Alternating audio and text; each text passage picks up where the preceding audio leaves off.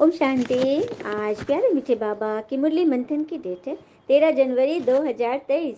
तो आज मीठे बाबा ने हमें उन सभी चीज़ों से उपराम होने के लिए कहा है जो हमें हमारे मन को ना बोझिल करती है, मन को फंसाती है, मन को बहुत शांति से दूर कर देती है। और शांति से दूर होते हैं तो शांति के सागर से भी दूर हो जाते हैं, क्योंकि ईश्वर की भी याद नहीं आती।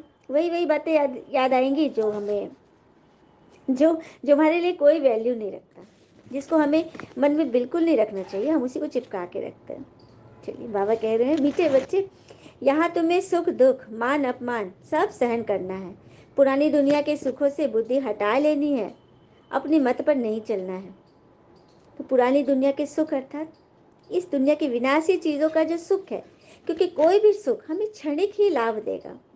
जब तक हम कोई चीज़ न खरीदे, चाहे वो कीमती सोफा हो, टीवी हो, गाड़ी हो, मोबाइल हो, तब तक हमारा मन उसको पाने के लिए रहेगा। लेकिन जैसे ही हम पा लिए, हमारी इच्छा जब पूरी हो गई, तो फिर हमारा ऐसा नहीं कि हम संतुष्ट हो गए, अब कोई इच्छा नहीं रही। नहीं, एक इच्छा पूरी करो, दूसरी आ जाएगी, दूसरा फिर कुछ मार्केट में आया, दिमाग उधर चला गया। यही है पुरानी दुनिया के सुख। तो सुख दुख मान अपमान सब में एक समान रहो, अपनी मत चलाओ।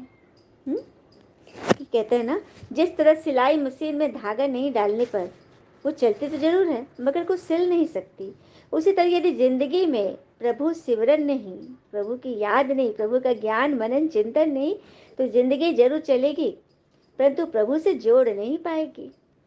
तो सबको जोड़ना है ना, तो इस मंथन को सुने और कोई ना कोई पॉइंट जो हमें अच्छा लगे उसको उतारे अपने जीवन में। प्रश्न, देवताई जन्म से भी यह जन्म बहुत अच्छा है, कैसे? उत्तर, इस जन्म में तुम शिव बाबा के भंडारे से खाते हो, यहाँ तुम अथाह कमाई करते हो, तुमने बाप की शरण ली है। इस जन्म में ही तुम अपना लोक परलोक सुहेला करते हो, मतलब सुखी करते हो। सुदामा मिसल 2 मुट्ठी दे कि इस जन्म की बादशाही ले लेते हो। तो देवताई जन्म से भी अच्छा है, मतलब सतयुग के राजपाट से भी यह जन्म अच्छा है, क्योंकि इस जन्म हम भगवान की गोद में बैठे हैं, भगवान के भंडारे से खाते हैं, भगवान हमें पढ़ा रहे, भगवान हमें अथाह कमाई करना सिखा रहे हैं। हमने बाबा की शरणागति ली है, इस समय हमारा लोक परलोक सब सुखी हो जाता है। सुदामा मिसल मुट्ठी चावल देकर 21 जन्मों की हम बादशाही ले लेते हैं। गीत है, चाहे पास हो चाहे दूर हो। इस गाने की भी वीडियो इस लिंक पर है, आप जब जरूर सुनेंगे पूरे गीत। ओम शांति। गीत का कितना अच्छा अर्थ है ना। बाबा बैठ बच्चों को समझाते हैं, चाहे हम इस तन से नजदीक रहे चाहे दूर रहे, हम तो है भगवान के पास। और भगवान सम्मुख बैठकर हमें शिक्षा दे रहे हैं। प्रेरणा से तो नहीं मिलेगी ना शिक्षा, बाबा को तो आना पड़ेगा। तो भगवान के पास जाने के लिए हमने कितनी भक्ति की थी ना, भगवान से मिलने के लिए द्वापर से हम भक्ति करते हैं। तो बाबा बैठ समझाते कि हे जीव की आत्माएं, इस शरीर में निवास करने वाली आत्माएं, परमात्मा आत्माओं से बैठ बात करते हैं। तो आत्माओं से भगवान का मिलना है जरूर, क्योंकि सभी दुखी है, इसलिए भगवान आते हैं। अभी तुम बच्चे जानते हो कि हम ही वो पुराने भक्त थे। सबसे पुराने भक्त कौन थे? हम बच्चे ने पहले पहले भगवान को याद करना शुरू किया था, लेकिन जब से माया ने पकड़ा तब से क्या कर लिया? भक्त कब से बने? जब माया ने पकड़ा तो दुखी हो गए, तो भगवान को याद करने लगे, वहीं से भक्त बन गए। अब तुम जानते हो ना कि बाबा सम्मुख आया है तुम्हें ले जाने के लिए, अब वापस घर जाना है। तो जब कमी कमजोरी के दलदल में फंसे हैं तो सफाई करने के लिए बाबा कहते हैं, बच्चे योग करो, योग अग्नि से तुम्हारे पाप भस्म लगेंगे। इससे मेहनत लगती है, लेकिन पद भी तो जबरदस्त है। बाबा बैठ बच्चों को विश्व का मालिक बनाते हैं, कहते हैं तुम ही विश्व के मालिक थे, फिर 84 जन्म लेते लेते अब कौड़ी के भी मालिक नहीं रहे। पहला नंबर जन्म और अभी अंतिम का जन्म देख लो। तो पहला नंबर जन्म क्या था? सतयुगी देवी देवता का जन्म। हर घर मंदिर, हर आत्मा मूर्त। और अभी देखो, हर घर क्या है? अखाड़ा है। तो बस इस अंतिम जन्म को, इस फर्क को मिटाने के लिए भगवान आ गए।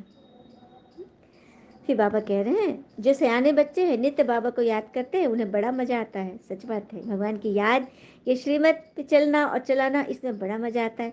ज्ञान बुद्धि से भी साक्षात्कार होता है। जो सयाने बच्चे हैं यहाँ तुम सब नई बातें सुनते हो, मनुष्य तो कुछ भी नहीं जानते। हाँ, गपोड़े लगाते रहते हैं और दर दर धक्के खाते रहते हैं। गपोड़े तो बहुत लगाते हैं कि फलाना ये है, फलाना वो है, भगवान ऐसे आया, भगवान इतने कचमच अवतार ले लिए। ये सब गपोड़े हैं। बाबा कोई अवतार नहीं लिए, भगवान डायरेक्ट 5,000 वर्ष पर आकर प्रवेश करते हैं। ये रहस्य है। तो भगवान हमें इस भटकन से छुड़ा रहे हैं ना, दर दर भटकने से। तो अपनी अवस्था को दर्पण में देखना है। हमारी बुद्धि सबसे हटी हुई है। हमारी बुद्धि कहीं अटकी तो नहीं है। धंधे आदि में भी रहते हुए हाथ काम करे, लेकिन बुद्धि बाबा के ऊपर रहे। तो बाबा को भी कितना होना रहता है। कितने ढेर बच्चे हैं, भगवान को उनका ख्याल रखना पड़ता है ना। बच्चों को पनाह देते हैं। हाँ, दुखी तो बहुत है ना, हंगामे भी कितना करते हैं, तो दुखी होकर मरते हैं। इस समय समय बहुत खराब है, क्योंकि सभी के अंदर नेगेटिविटी इस तरह से धर कर गई है कि कितना भी उनसे बचाओ तो बचने को राजी नहीं, सुनने को राजी नहीं, समझने को राजी नहीं। और मनुष्य की बुद्धि, संग, इस सब पे बहुत हमें ध्यान देना है। चलिए एक कथा सुनते। पुराने समय की बात है। एक राज्य में एक राजा था। किसी कारण से वह अन्य गांव में जाना चाहता था। एक दिन वह धनुष बाण सहित पैदल ही चल पड़ा। चलते चलते राजा थक गया, अतः वह बीच रास्ते में एक विशाल पेड़ के नीचे बैठ गया। राजा अपने धनुष बाण बगल में रखकर चद्दर ओढ़कर सो गया। थोड़ी देर में इसको गहरी नींद आ गई। उसी पेड़ की खाली डाली पर एक कौवा बैठा था। उसने सोए हुए राजा पर बीट कर दी। बीच से राजा की चादर गंदी हो गई, लेकिन राजा तो खराटे ले रहा था, उसको पता ही नहीं चला कि उसकी चादर खराब हो गई है। कुछ समय के पश्चात कौवा तो वहां से उड़ गया और थोड़ी दूर में एक हंस उड़ता हुआ उस डाली पर बैठ गया, उसी जगह पर। और जब राजा की नींद खुली, उसने देखा अपना चादर की बीच से गंदी हो गई है। राजा स्वभाव से बड़ा क्रोधी था। उसकी नजर ऊपर वाली डाली पर गई जहां यह हंस बैठा हुआ था। राजा ने समझा कि यह सब इसी हंस की ओछी हरकत है, इसी ने मेरी चादर गंदी कर दी है। क्रोधी स्वभाव का राजा न आओ देखा न ताओ, ऊपर बैठे हंस को अपना तीखा वाण चलाकर घायल कर दिया। हंस बेचारा घायल होकर नीचे गिर पड़ा, तड़पने लगा और राजा से कहने लगा, हे राजन, मैंने ऐसा कौन सा अपराध किया है जो तुमने मुझे तीखे बाणों का निशाना बनाया? मैं तो निर्मल जल के पास रहने वाला प्राणी हूँ। ईश्वर की कैसी लीला है, सिर्फ एक बार कौवे जैसे दुष्ट प्राणी की जगह पर बैठने मात्र से व्यर्थ में मेरे प्राण चले जा रहे हैं। फिर दुष्टों के साथ सदा रहने वालों का क्या हाल होता होगा? हंस ने प्राण छोड़ने के पूर्व कहा, हे राजन, दुष्टों की संगति मत करना। मैं तो उसके फेर में आकर आज प्राण दे रहा हूँ, लेकिन आप ऐसी गलती मत करना। इस तरह से वो समझाकर हंस उड़ चला। तो कहानी में क्या शिक्षा दी कि हमें दुष्टों की संगति से बचना चाहिए। मतलब एक क्षण के लिए वो कौवे रूपी मनुष्य की डाली पर बैठा और उसके प्राण जाने लगे। तो हमें अपनी समझदारी, अपनी बुद्धि को हमेशा खोल के रखना है कि किसके संग हमें रहना है और किसके संग नहीं रहना है। हाँ, क्योंकि आज मनुष्य की गति ऐसी है। बाबा ने बोला ना, ये समय बहुत खराब है। तभी तो भगवान को आना पड़ा है हम बच्चों को सही सत्संग कराने के लिए, सच्चा सच्चा संग सिखाने के लिए। फिर बाबा कहते हैं कोई डर नहीं है, फिर योग बल भी रहता है। योग बल करोगे ना तो हर डर से उपराम हो जाओगे, कोई डर नहीं होगा। बड़े आदमी का बच्चा सजा खाता है तो उनका कांध नीचे हो जाता है, तुमको भी कांध नीचे करना पड़ेगा। बच्चों के लिए तो और कड़ी सजाएं हैं। बाबा कहते हैं ज्ञान में चलकर यदि श्रीमत पे नहीं चले और गलतियां कर लिए तो बड़े बड़े बड़े आदमी के बच्चे को तो और ही डांट पड़ती है, क्योंकि फिर बाप का नाम बदनाम करेंगे ना। बड़े आदमी का बच्चा है। तो हम किसके बच्चे हैं? हम भगवान के बच्चे हैं, तो हमें तो कोई गलती शोभा ही नहीं देगा। कोई ऐसे भी जो कहते हैं अभी तो माया का सुख ले ले वे, जो होगा सो देखा जाएगा। मतलब सब कुछ खान पान सब कुछ कर ले, अभी ये जीवन बिता ले। लेकिन बाबा कहते हैं कल किसने देखा है? या अभी ही अगर तुम्हारा शरीर छूट जाए तो फिर तुम कहाँ पहुंचे हो? इसीलिए बहुत आदमी कहेंगे कि जब रिटायर हो जाएंगे ना तब ये मौज कर लेंगे, हाँ, सुख से रहेंगे। अभी तो कमा ले, मतलब व्यर्थ में उलझ जाए, मतलब पूरा भाग दौड़ कर ले। तो कहने का बात है कल किसने देखा है? हाँ, खुशी के लिए हम इतना जमा कर रहे हैं, रात दिन एक कर रहे हैं, अपने शरीर को समय नहीं दे रहे हैं। कोई कोई कोई कोई गारंटी है कि रिटायरमेंट में हम खुशी रहेंगे? तो अभी से ही खुशी को धारण कर लो, अभी से ही आनंद में भर करके काम करो। खुशी के लिए एक समय मुकर्रर मत करो कि फलाना जब हम ऐसा हो जाएंगे तब कर लेंगे, नहीं, अभी से ही करते चलो। खुश रह के हर काम करोगे तो उसमें मन भी लगेगा और तरक्की भी मिलेगी। ये बाबा कहते हैं। हाँ, बाबा से पूछेंगे तो बाबा झट कहेंगे। बाबा सबकी मनुष्यों के मतलब रिजल्ट बता रहे हैं। बाबा से पूछने पर बाबा झट कहते हैं कि सभी आसुरी मत पर है, श्रीमत पर नहीं है। तो कदम कदम पर श्रीमत चाहिए। देखना है ना, कहाँ उल्टा काम कर बाप की निंदा तो नहीं कराते हैं। देवी देवता तब बनेंगे जब ऐसे लक्षण धारण करेंगे। ऐसे ही वो ऑटोमेटिकली लक्षण आ जाएंगे क्या? ऐसे तो नहीं आएंगे, धारण करना पड़ेगा ना। तो यहाँ मीठी चलन चाहिए। अगर समझो शिव बाबा ने नहीं, ब्रह्मा बाबा ने कहा है, हाँ, तो रिस्पॉन्सिबल ये रहेगा ना। अगर कुछ नुकसान भी हुआ तो हर्जा नहीं। आप कह दो कि मुझे बाप दादा ने कहा है, बाप दादा का फरमान है, मैं कर रहा हूँ, भगवान के लिए कर रहा हूँ। इस रीति घर में रहते धंधा करेंगे ना, सब कुछ भगवान को सौंप कर, जिम्मेवारी दे करके, तो उपराम हो जाएंगे। जैसे सन्यासी गृहस्थ से उपराम हो जाते हैं ना, घर बार छोड़ देते हैं ना। तुम तो सारी पुरानी दुनिया, पुराने विकार से उपराम होते हो। उस हठ योग संन्यास और इस संन्यास में रात दिन का फर्क है। हाँ, हम भी संन्यास करते हैं, लेकिन हम घर बार करने, रिश्तों नातों करने, हम विकारों का संन्यास करते हैं, अपनी कमी कमजोरी का संन्यास करते हैं। तो उस संन्यास में रात दिन का फर्क है ना, जो घर बार छोड़ देते हैं, परिवार छोड़ देते हैं। तो वही बोल रहे बाबा। और सन्यासी तो जीवन मुक्ति, मुक्ति जीवन मुक्ति तो सिखा नहीं सकते हैं। यह काम तो सिर्फ भगवान का है, वही तो करते हैं ऐसे। फिर बाबा ने समझाया है, उस दुनिया के सुखों की आस हुई और यह मरा। जब सुखों की आस में रहोगे ना, चाहना में रहोगे ना, ये चाहिए ये चाहिए, तो फिर गिर ही जाओगे। माया बहुत लालच देती है। कहावत है ना, भगवान को याद करो नहीं तो बाज आ जाएगा। तो माया भी बाज मिसल वार करती है। माताएं बहनें, छोटे बच्चे होते हैं तो कैसे खिलाती पिलाती है, जल्दी खा लो जल्दी खा लो, बाहर अंधेरा है, बिल्ली आ जाएगी, कौवा तुम्हारा ले लेगा, कान लेके चला जाएगा, बोलते थे ना। तो वही चीज है। बाबा भी कहते हैं, पढ़ो नहीं तो माया बाज आ जाएगा। सत्य त्रेता तक तुम अमर रहते हो, वहां तो मृत्यु का नाम ही नहीं है। यहाँ तुम जो बाबा को देते हो, बाबा थोड़ी खाते हैं या अपने पास रखते हैं, बच्चों की परवरिश करते हैं। मतलब जो भी हम दान दक्षिणा देते हैं बाबा के नाम पर, तो भगवान उसको हमारे लिए ही जमा करते हैं, हमारे लिए ही सोने की ईंट लगा रहे हैं हमारे महलों में। तो ये मत कहना कि हमने बाबा को दिया। फिर बाबा कहते, तुम्हारा यह मनुष्य जन्म बहुत दुर्लभ है, देवताई जन्म से भी तुम यहाँ सुखी हो, क्योंकि तुम बाबा की शरण में हो। प्रश्न उत्तर वाले पॉइंट है। 2 मुट्ठी चावल लेके तुम 21 जन्मों के लिए महल ले लेते हो, लोग परलोक सब सुहेला सुखी बना देते हो। तो अभी तुम्हें खजाना बाप से लेना है। अभी खड़ाधारी कहाँ बनी है, अभी तो खजाना लेना है, उसको यूज करना है। अभी तो बाप पढ़ाने के लिए आते ही रहते हैं। बाबा की सर्विस तो अपरम अपार है, बाबा की महिमा भी अपरम अपार है। जितना ऊंच हूँ, सर्विस भी उतनी ऊंची करता हूँ, तब तो मेरी यादगार है। बाबा कह रहे हैं, तब तो मुझे इतने पूछते हो ना, मंदिर मंदिर मस्जिद में भी, हर जगह तो परमात्मा का ही यादगार है। भल नाम अलग रख दिए हो भाषा के अनुसार, लेकिन है तो वही। आत्माएं सब भगवान को ही याद कर रही है। तो दिल दर्पण में देखते रहो, मैं कितना बाप का सपूत बच्चा हूँ, अंधों को रास्ता बताता हूँ, अपने से बात करने में खुशी होती है। बाबा अनुभव बताते हैं, ब्रह्मा बाबा, कि मैं सोता हूँ तो भी बात करता हूँ। बाबा आपकी तो भक्ति में कितने यादगार बनेंगे। हाँ, मैंने इस तरह से बाबा से बातें कर। फिर बाबा ने कहा, बाबा किसी को, ब्रह्मा बाबा किसी को बच्ची कहते थे, किसी को मैया कहते थे, जरूर कुछ फर्क होगा। कोई की सर्विस से खुशबू आती होगी, जैसे कोई अग के फूल है, कोई गुलाब के फूल है, सच बात है। तो जो जिस तरह से सेवा करते थे, बाबा उनका नाम वैसा ही रखते थे। फिर बाबा कह रहे हैं, जैसी सर्विस वैसा खुशबूदार फूल। विवेक कहता है, शिव बाबा का बच्चा कहलाया और हकदार बना, तो खुशबू भी तो आनी चाहिए। भगवान का तो बन गए, लेकिन खुशबू नहीं है, तो फिर नाम किसका बदनाम करेंगे? पढ़ाई का ना। फिर बाबा कहते हैं, जिस द्वारा बाप गीता सुनाते हैं, जिस मुख द्वारा उन्होंने कितनी गालियाँ खाई, ब्रह्मा पिता कितना गाली सुने ना, कितना ग्लानि हुई।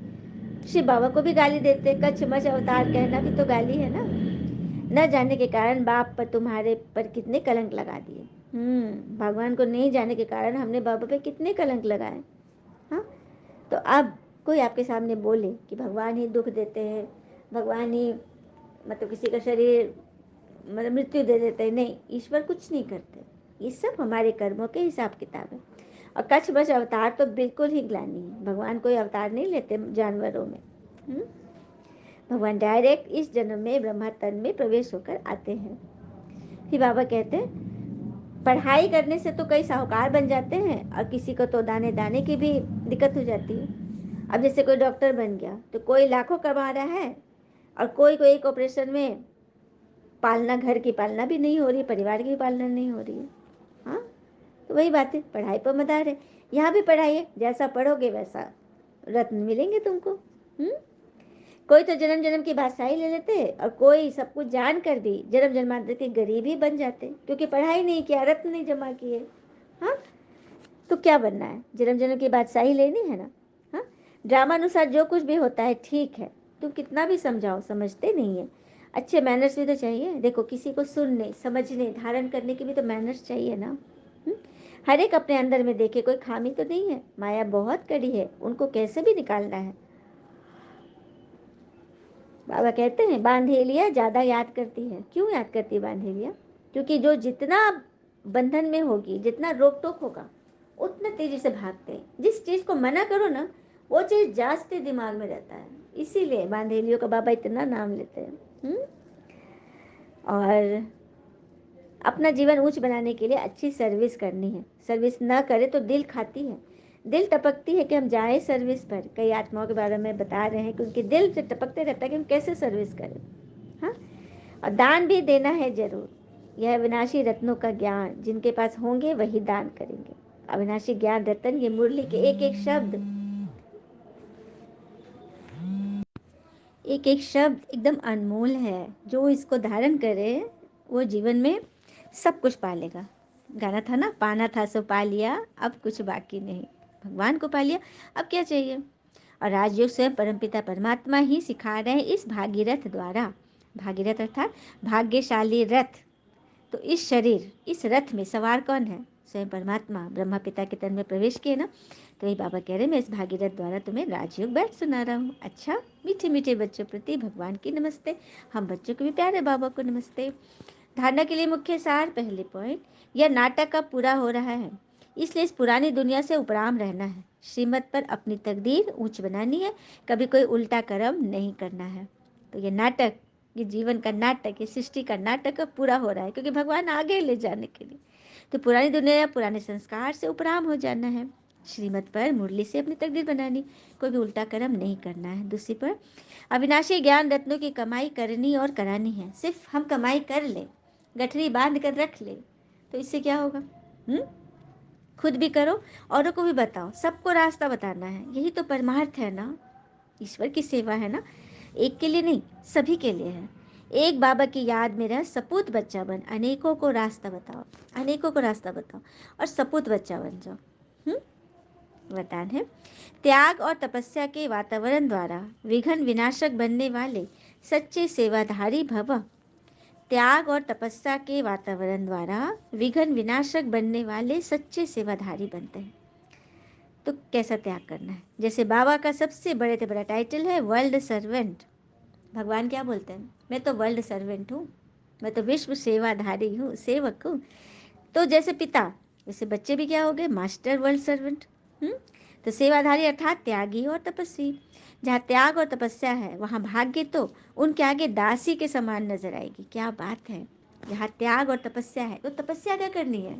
इस जन्म में भी तपस्या क्या करनी है?